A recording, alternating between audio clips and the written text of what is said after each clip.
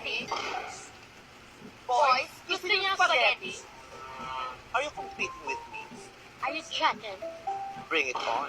My spaghetti has sauce made with fresh picnic tomatoes from the high mountains of Italy. What about yours?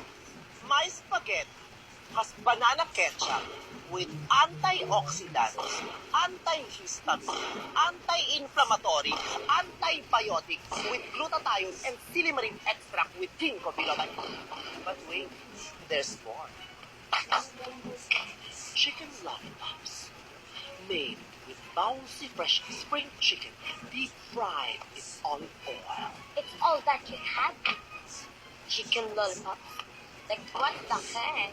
Have some dessert that I concocted. Concocted? Oh yes! It's coconut cream with glutinous rice balls and fresh ripe jackfruit. Chisera, ginataang Pino-Pino lang to, no?